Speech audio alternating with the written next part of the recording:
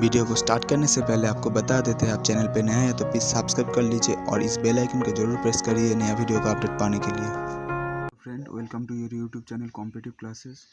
तो स्टार्ट करते हैं। आज पहला टॉपिक है thermal stresses. Thermal stresses thermal stresses क्या होता है? हम पिछले लेक्चर में देख चुके हैं स्ट्रेस क्या होता है। कोई भी मेंबर पे और बॉडी पे जितना फोर्स अप्लाई करेंगे उसको अब जब एरिया से डिवाइडेड कर देंगे तो आएगा स्ट्रेस। पी अपन एरिया करेंगे तो स्ट्रेस आएगा। इधर बोला है थर्मल स्ट्रेस। थर्मल स्ट्रेस क्या होता है? Thermal stress is the stress which produce causes of increasing temperature of a body. तो टेम्परेचर का इंक्रीज के कारण जो स्ट्रेस डेवलप होता है उसको हम कहते हैं थर्मल स्ट्रेस। तो थर्मल स्ट्रेस पे बहुत सारी केस होता है। तो इसमें मैं फर्स्ट केस लिख रहा हूँ, केस 1। इस पर क्या है? फ्री एक्सपेंशन और कॉन्ट्रैक्शन।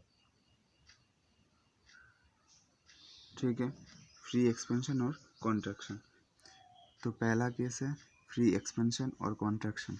तो मैं इधर एक देख सकता हूँ, एक साइड में सपोर्टेड एक मेंबर है जिसके ऊपर एक थर्मल स्ट्रेस टेम्परेचर इंक्रीज हो रहा है।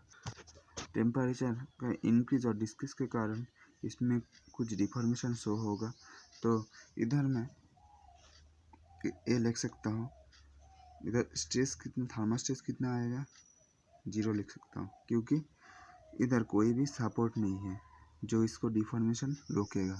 तो इधर मैं स्ट्रेस लिख सकता हूँ 0 है। ठीक है, इधर क्या होगा? एक्सपेंशन होगा। एक्सपेंशन कितना आएगा? Delta L. इसको मैं डेल्टा एल लिख सकता हूँ, कितना एक्सपेंशन आ रहा है। तो डेल्टा एल क्या आएगा?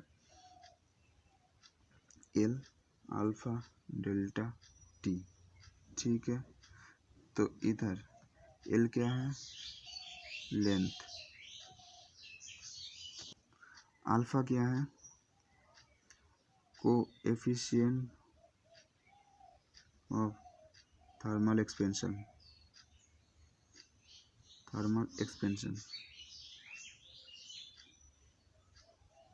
और उसके बाद में डेल्टा टी। डेल्टा टी क्या है? Change in temperature. ठीक है, डेल्टा टी को मैं ऐसे लिख सकता हूँ, delta T equals to T final minus T initial. इसको मैं लिख सकता हूँ फाइनल टेम्परेचर और इसको मैं लिख सकता हूँ initial temperature.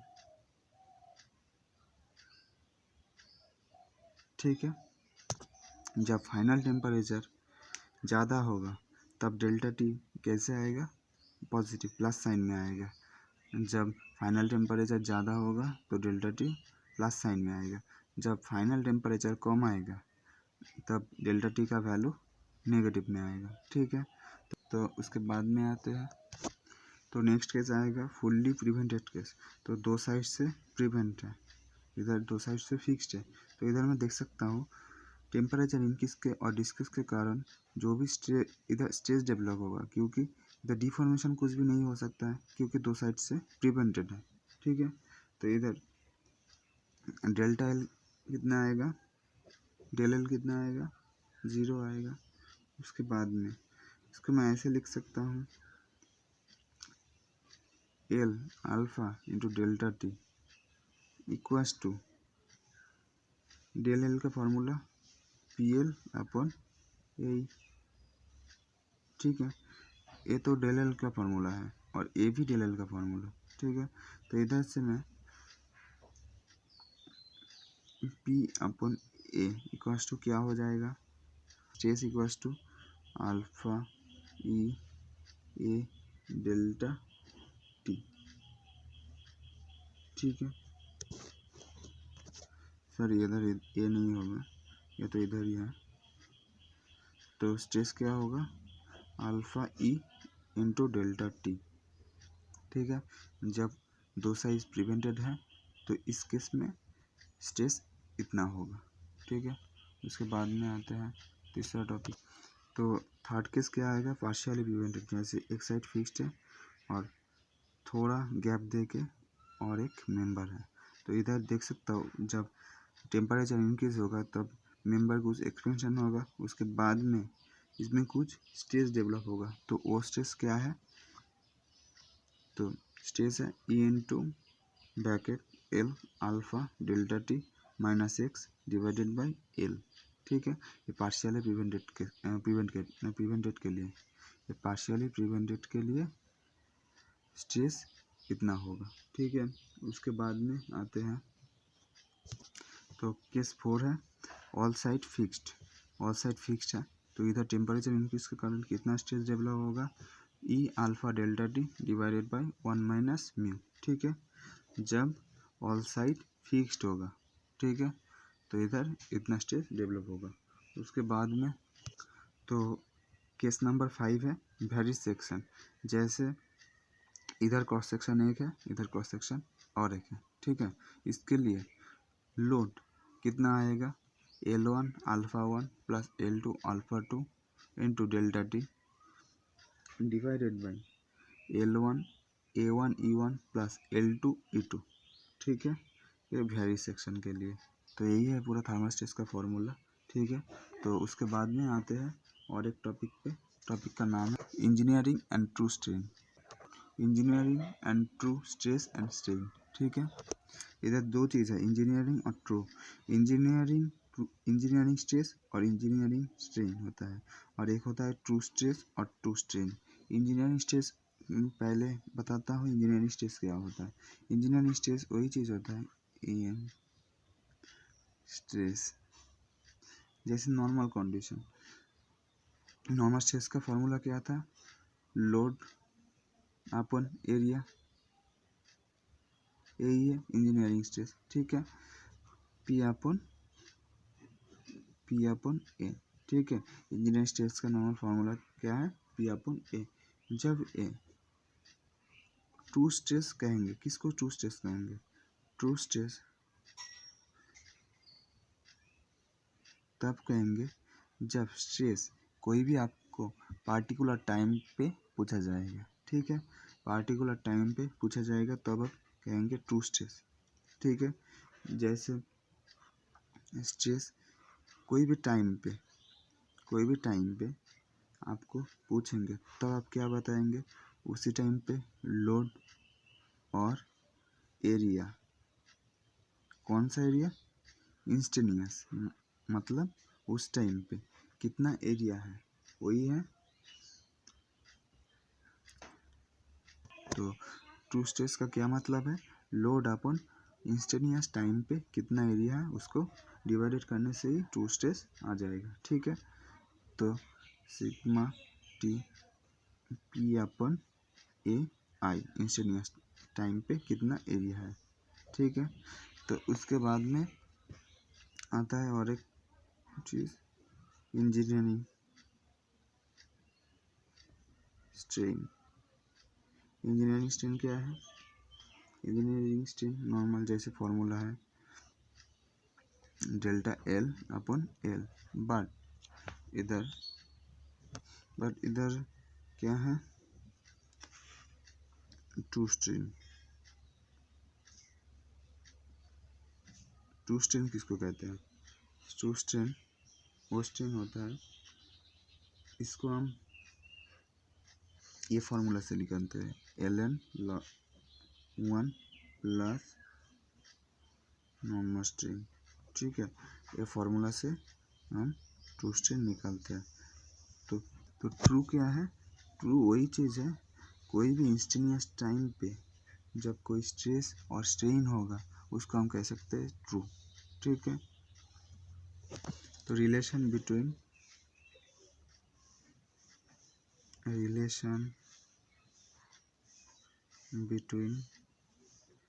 Engineering and true stress.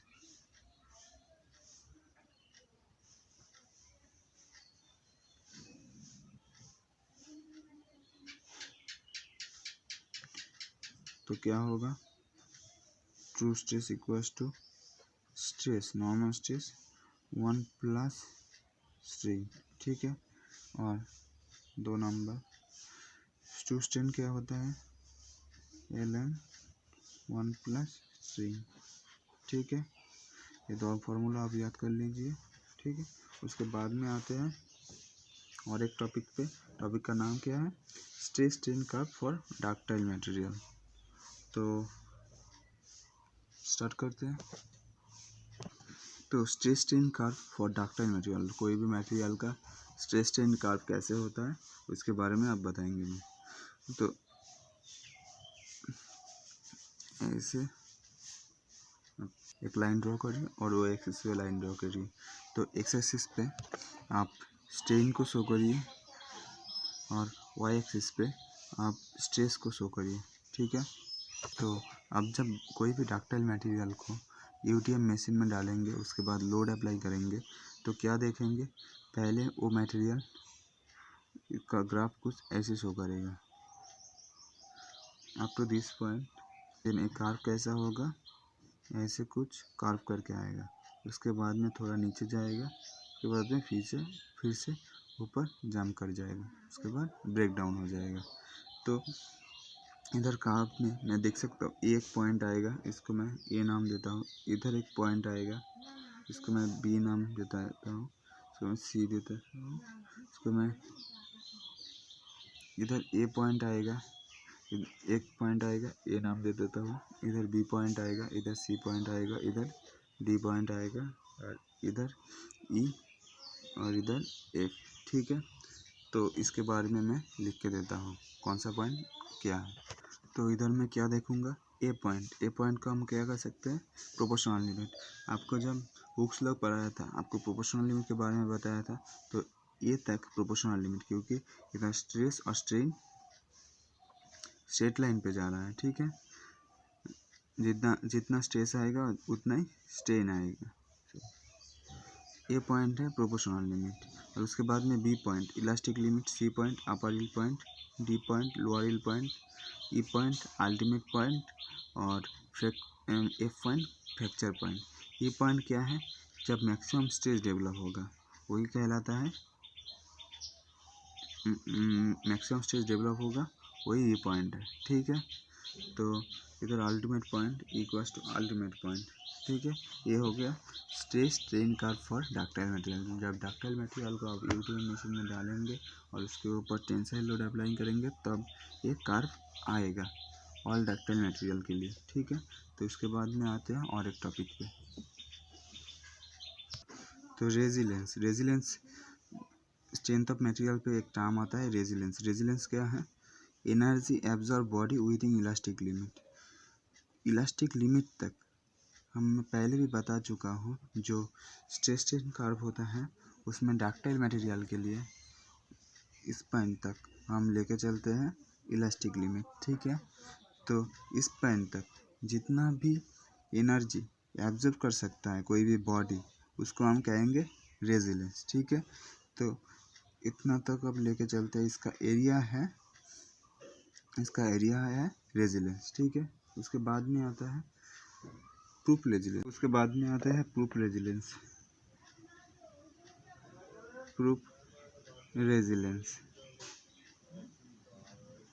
ये क्या होता है, प्रूफ रेजिलेंस वही होता है maximum energy absorb body within elastic limit.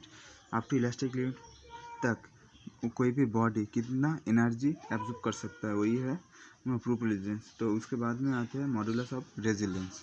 Modulus of resilience वही होता है proof resilience upon volume. Modulus of resilience वही होता है proof resilience upon volume equals to modulus of resilience. उसके बाद में आते हैं टफनेस क्या होता है, energy absorb body up to fracture limit. जो रेजिलेंस होता है energy absorb body up to elastic limit, उसी तरह energy absorb body up to fracture limit तक कोई भी बॉडी कितना एनर्जी एब्जॉर्ब कर सकता है वही कहलाता है टफनेस। तो टफनेस डिफरेंट मटेरियल के लिए डिफरेंट हो सकता है, क्योंकि इसका जो एरिया आ रहा है कर्व का वही कहलाएगा toughness, energy absorb body up to fracture limit, ठीक है। तो उसके बाद में आज का लास्ट का टॉपिक है, उसमें आते हैं। तो उसके बाद में आते हैं कुछ स्ट्रेस स्ट्रेन कर्व है वेरियस मटेरियल के लिए। अब देख लीजिए एक बार, लीनियर इलास्टिक का कर्व कैसे होगा, स्ट्रेस और स्ट्रेन लीनियर है, ठीक है। तो इसके बाद में ये है linear elastic with stress strain hardening, linear elastic with strain hardening, इसका कर्व ऐसे होगा। और इलास्टोप्लास्टिक का कर्व पहले लीनियर करके उसके बाद में स्ट्रेट, और परफेक्ट प्लास्टिक का स्ट्रेन के साथ पूरा पैरेलल है, ठीक है। और दो है, फिफ्थ है आइडियल फ्लूइड,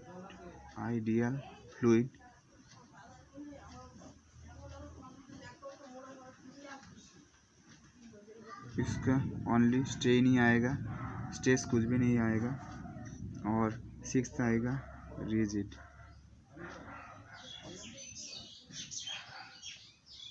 इसका ओनली स्ट्रेस आएगा, कुछ भी स्ट्रेन नहीं आएगा, ठीक है।